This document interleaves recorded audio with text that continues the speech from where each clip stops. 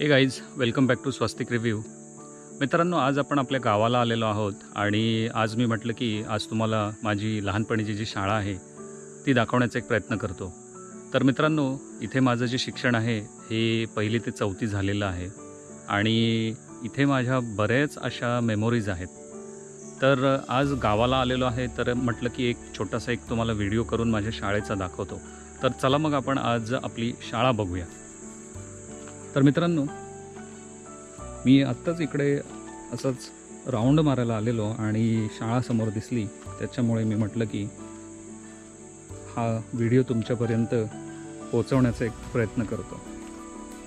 तर मित्रांनो, जसं मी तुम्हाला सांगितलं की माझं जे शिक्षण आहे हे माझं शिक्षण माझ्या गावामध्ये 1ली ते 4थी असं 4 वर्षाचं झालेलं आहे आणि लहानपणी 1लीच्या अगोदर अंगणवाडी वगैरे ते झालेलं आहे.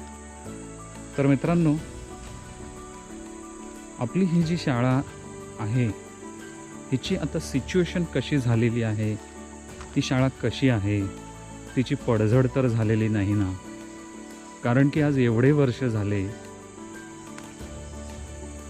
आपल्या ह्या शाळेला सोडून, तर ह्या शाळेची आता सिच्युएशन कशी झालेली आहे तर ती आपण आज बघूया. आणि शाळेमध्ये कसं तिला सुरुवातीला मेंटेन केलेलं आणि तिचा पटांगण किंवा आजूबाजूचा जो काही परिसर आहे तो आज आपण पाहूया. तर मित्रांनो, हा जर का व्हिडिओ तुम्हाला आवडला असेल तर नक्की लाईक करा, शेअर करा, सबस्क्राईब करा आणि ती जी बाजूची जी बेल आयकन आहे ती प्रेस करायला विसरू नका. तर मित्रांनो, इकडे तुम्ही बघू शकता की आपल्या शाळेचा जो परिसर आहे तो चालू झालेला आहे. बऱ्यापैकी शाळा जी आहे तिची पडझड झालेली आहे. कारण की आता 2 वर्षापासून हा कोविडचा जी महामारी चाललेली आहे त्याच्यामुळे आपली शहरातल्याच शाळा नाही तर गावातल्या शाळासुद्धा बंद आहेत. तर मित्रांनो, इथे एक आपला छोटा गेट होता, तो आता काही कारणास्तव मला वाटतं आहे शाळेतल्या शिक्षकांनी किंवा गावातल्या ग्रामसेवकांनी, सरपंचांनी आणि आपल्या गावातील लोकांनी हा काढून ठेवलेला दिसत आहे. तर मित्रांनो, सुरुवातीला मी तुम्हाला माझ्या शाळेचं जे आत्ता सध्याची जी सिच्युएशन आहे ती तुम्हाला दाखवण्याचा प्रयत्न करतो. आणि तुम्ही बघत असाल मित्रांनो की आपल्या शाळेची कौलं जी आहेत तिची पडझड झालेली आहे. त्याचं कारण असं होऊ शकतं मित्रांनो की आपल्या इथे 2 वेळा चक्रीवादळ आलेलं. आपलं हे गाव जे आहे कोकणात येतं, त्याच्यामुळे तुम्हाला माहिती आहे की मागच्या 1 वर्षभरामध्ये तरी 2 वेळा चक्रीवादळ येऊन गेलेलं आहे. आणि त्याच्यामुळे ही जी पडझड झालेली आहे ही मला असं वाटतं त्या चक्रीवादळामध्ये झालेली दिसत आहे. कारण की मी याच्या अगोदर गावाला येऊन गेलेलो आहे आणि तेव्हा तरी ही जी माझी शाळा आहे ती व्यवस्थित होती. त्यावेळेला ही जी कौलं वगैरे जी आहेत ती निघालेली नव्हती. परंतु आत्ता तुम्ही बघू शकता की तिची कौलं वगैरे जी आहेत ती सगळी काही निघालेली आहेत. तर मित्रांनो, ही अशी आपली शाळा आहे. इकडे जे आहे हे इथे आत्ता मला वाटतं माझ्या वेळेला तरी हे स्वयंपाकगृह वगैरे नव्हतं, पण आत्ताचं जे शासनाचं गव्हर्मेंटचं रूल्स आलेले आहेत की प्रत्येक शाळेमध्ये लहान मुलांना खाण्यापिण्याची सुद्धा सुविधा केलेली आहे. तर इथे तुम्ही बघू शकता, इथे हे स्वयंपाकगृह त्यांनी बनवलेलं आहे. आणि इकडे जे आहे हे जे आहे इथे लिहिलेलं जे आहे राजीप म्हणजे रायगड जिल्हा परिषद समूह साधन केंद्र तळोशी, हा त्यांनी जो रूम आहे हा आत्ता काही वर्षांमध्ये बनवलेला आहे. कारण की मी जेव्हा 4थीपर्यंत इथे शिक्षण घेतलं तेव्हा हा क्लास किंवा ही जी रूम आहे ही त्यावेळेला नव्हती आणि तिकडे जे वॉशरूम आहे तेही नव्हतं. तर आम्ही त्यावेळेला, म्हणजे मी जी गोष्ट करतो आहे ती मला वाटतं 1990चं मी साल बोलत असेल, 90 किंवा 88 त्या वेळेमध्ये मी या शाळेमध्ये होतो. आणि नंतर मग मी 91-92ला मला वाटतं या शाळेतून बाहेर पडलो. 4th स्टँडर्ड करून 5th स्टँडर्डपासून मी बाहेर गावी गेलो. तिथे जाऊन माझं मी पुढचं जे शिक्षण आहे ते केलेलं आहे. तर त्यावेळेला मी आत्ता ज्या गोष्टी दाखवल्या, तर हा जो रूम आहे, हा जो क्लासरूम आहे किंवा साधनगृह जे आहे त्यांनी बनवलेलं आहे, हे पहिलं नव्हतं. त्याच्यानंतर इथे तुम्हाला दिसत असेल की छोटं वॉशरूमसुद्धा आहे, तेही नव्हतं. आणि बाकीचं जे आहे, ही पूर्ण शाळा होती. ही अशी जी पूर्ण शाळा आहे, इथे आमचं 1ली ते 7वी पर्यंतचे क्लासेस भरायचे. काही मुलं क्लासेस एक्स्ट्रा नसल्यामुळे बाहेरचा जो वरांडा आहे, त्या वरांड्यामध्ये सुद्धा क्लासेस घ्यायचे. तर अशा आमचे मला वाटते 4-5 गुरुजी होते. ऑलमोस्ट 7 होते बहुतेक, कारण की 7वीपर्यंत स्कूल होतं, त्याच्यामुळे 7 गुरुजी मस्ट आहेत. तर 7 गुरुजी मला असं वाटतं होते. पण मी 4थीपर्यंत होतो, त्याच्यामुळे मला 4थीपर्यंतचे सगळे गुरुजी आजही आठवतात आणि त्यांचे क्लासेससुद्धा आठवतात. तर त्या गुरुजींनी बघा, तुम्ही आजही बघू शकता किती छान आणि अशी वेल मेंटेन्ड अशी शाळा ठेवलेली आहे. आणि इकडे बघू शकता मित्रांनो की आपल्या जो शाळेचा जो गेट आहे, मी जो तुम्हाला म्हटलं तो गेट काढून ठेवलेला आहे काही कारणास्तव. मला वाटतं तो हा जो गेट आहे, हा गेट आपल्या चक्रीवादळामध्ये पडला असावा, असं एक साधारण माझी शंका आहे. तर इथे बघू शकता रायगड जिल्हा प्राथमिक केंद्रीय शाळा तळोशी महाड असं लिहिलेलं आहे. तर हा आपला गेट होता. गेटच्या वरची जी कमान आहे ती होती. आणि मित्रांनो, इकडे आलात तुम्ही तर इथे आता हा जो पोर्शन आहे, हा जो वरती जाण्यासाठी एक स्लोप टाईप जो बनवलेला आहे, तो त्यांनी मला वाटते आत्ता मी या शाळेतून बाहेर पडल्याच्या नंतरच्या काही कालावधीमध्ये त्यांनी हा बांधलेला आहे. पण हा जो इथे तुम्ही झेंडा बघताय, हा जो झेंड्याचा जो पाईप आहे, हा पूर्वीपासून आहे. आणि मला आजही आठवत आहे की मी जेव्हा झेंडावंदन 15 ऑगस्ट किंवा 26 जानेवारी जेव्हा असायचं, तेव्हा आम्ही या पटांगणामध्ये सगळे 1ली ते 7वीपर्यंतचे क्लासेस असे लाईनीमध्ये उभे असायचो. आणि मग झेंडावंदन वगैरे झालं की आम्ही गावामध्ये एक सगळे आमचे जे विद्यार्थी असायचे, माझे मित्र जे असायचे, आम्ही सगळे एकमेकांचा हात धरून गावामधून राऊंड मारून यायचो.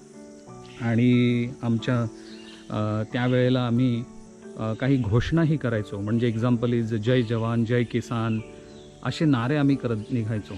आणि फार असं उत्साहाचं वातावरण असायचं.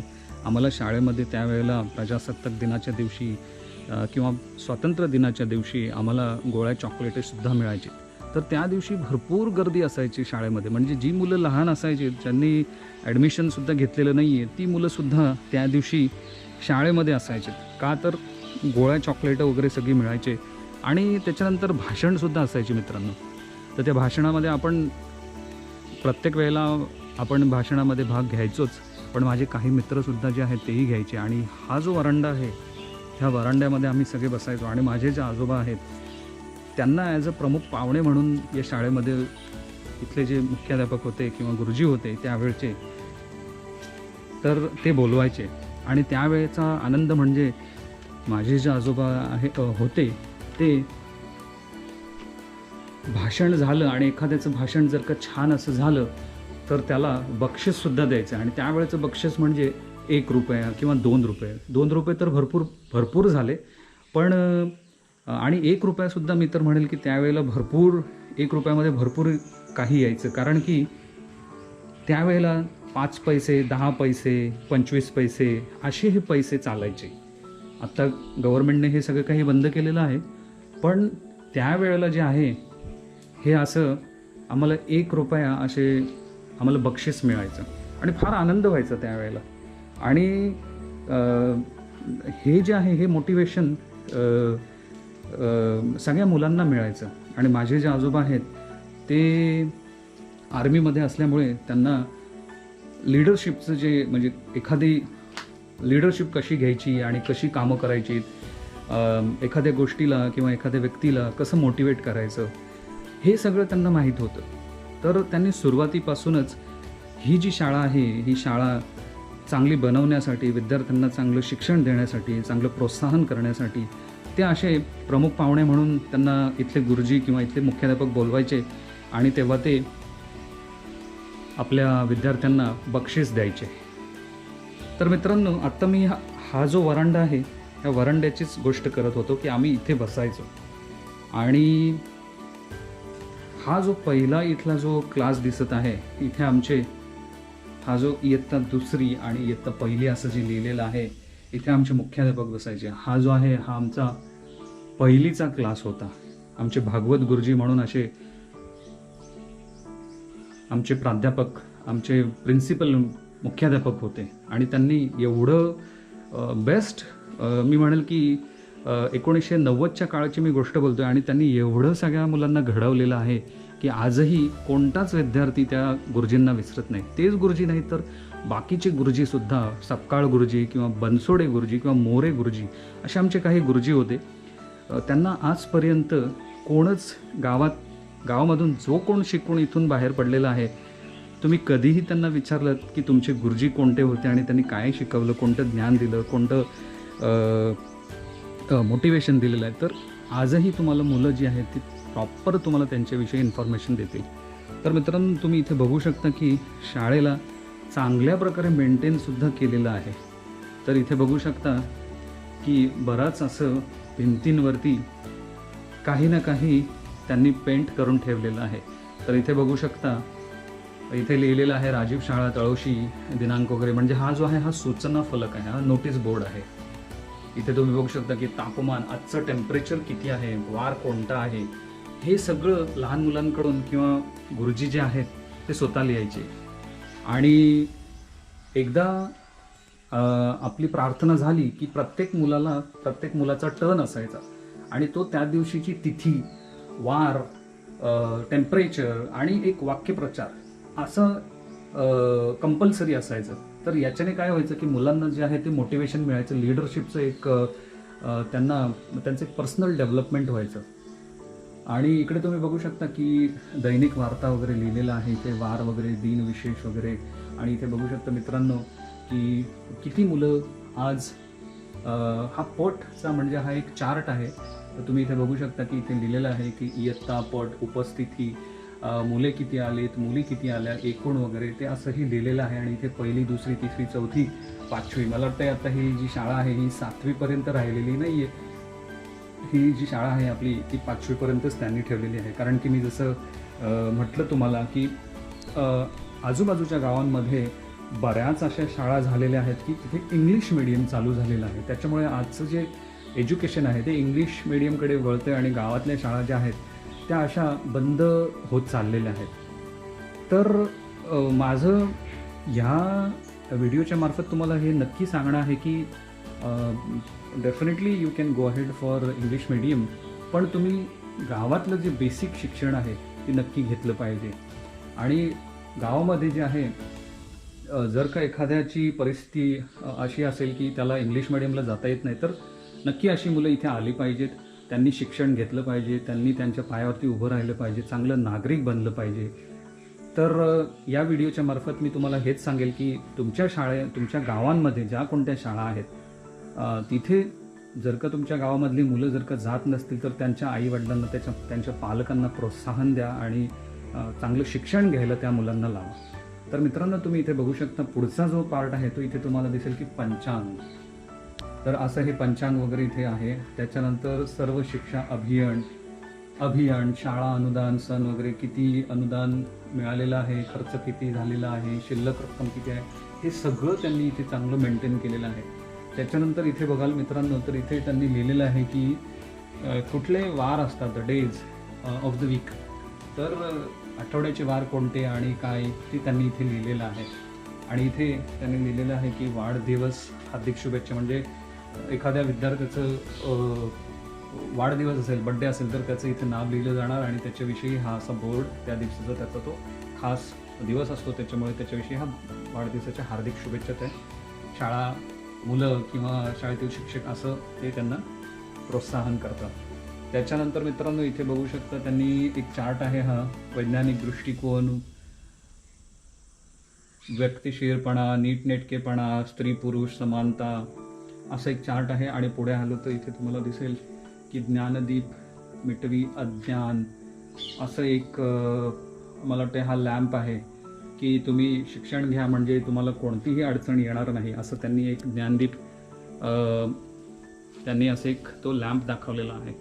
त्याच्यानंतर मित्रांनो इथे तुम्ही बघू शकता की त्यांनी लिहिलेलं आहे महाराष्ट्रातील थंड हवेची ठिकाणे वगैरे लिहिलेलं आहे. तर त्याच्यामध्ये त्र्यंबकेश्वर वगैरे असे बरेच, महाबळेश्वर, माथेरान, असं त्यांनी सगळं काही लिहिलेलं आहे, जे की लहान मुलांना एक सवय राहील आणि त्यांची जी मेमरी आहे ती ऑलवेज अप टू डेट राहील.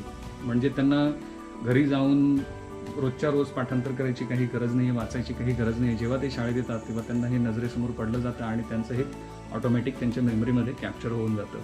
त्याच्यानंतर इथे त्यांनी एक जीवन कौशल्य म्हणून असं एक त्यांनी स्वतःची जाणीव वगैरे असं त्यांनी एक, मला वाटतं ही एक छोटी अशी कविता लिहिलेली आहे. पुढे आलो तर तुम्हाला मित्रांनो इथे दिसेल की पर्वत शिखर, पर्वत आणि उंची, म्हणजे सगळ्यात मोठा पर्वत कोणता आहे तर कळसुबाई, आणि त्याची उंची किती आहे, आणि हे बाकीचे सगळे जे आहेत ते पर्वत त्यांनी इथे दाखवण्याचा प्रयत्न केलेला आहे. त्याच्यानंतर मित्रांनो इथे बघाल तर महाराष्ट्रातील राष्ट्रीय उद्यानं ताडोबा, पेंच, तर असंही त्यांनी लिहिलेलं आहे. आणि महाराष्ट्रातील किल्ले, आपले जे किल्ले आहेत, महाराजांचे जे काही किल्ले आहेत त्याच्यामध्ये आपला पहिला नंबर येतो तो रायगड. तर किल्ल्याचं नाव, जिल्हा कोणता, त्याची उंची किती, ही सगळी इन्फॉर्मेशन त्यांनी इथे दिलेली आहे. म्हणजे लहान मुलांना मी जसं म्हटलं की हे मेमराईज ऑलवेज झालं पाहिजे. त्यांना तुम्ही कधीही विचारल्यात ह्या गोष्टी, आपल्या ज्या महाराष्ट्राच्या ज्या मेन गोष्टी आहेत त्या त्यांना कधीही सांगता आल्या पाहिजेत. तर त्याचा हा एक मी म्हणेल की एक प्रयत्न आहे की लहान मुलांना चांगलं हे मेमराईज व्हावं म्हणून गुरुजींनी छानपैकी असा प्रयत्न केलेला आहे. आणि इकडे बघाल तर महाराष्ट्रातील लेण्या, तर त्याचंही त्यांनी इथे लिहिलेलं आहे. महाराष्ट्रात कोणत्या कोणत्या लेण्या आणि कुठे कुठे आहेत त्या, जसं की एलिफंटा मुंबईमध्ये आहे, बाकी अजिंठा वगैरे औरंगाबादमध्ये आहे, असं हे सगळं लिहिलेलं आहे. आणि ऋतू, तर आपले ऋतू कोणते कोणते असतात ते त्यांनी इथे लिहिलेले. मुख्य ऋतू उन्हाळा, पावसाळा, हिवाळा. आणि इथे तुम्ही बघाल तर महाराष्ट्रातील अष्टविनायक, असं हे अष्टविनायकाचं डिटेलसुद्धा त्यांनी दिलेलं आहे, कुठे काय आहेत ते. आणि मित्रांनो आता थोडं आपण विंडो ओपन आहे तर विंडोतून बघण्याचा प्रयत्न करूया. तर असा आपला क्लासरूम होता आणि मागे तिकडे शेती वगैरे आहे, पण आता पडझड झाल्यामुळे बरंच काही नुकसान झालेलं इथे दिसत आहे तुम्हाला.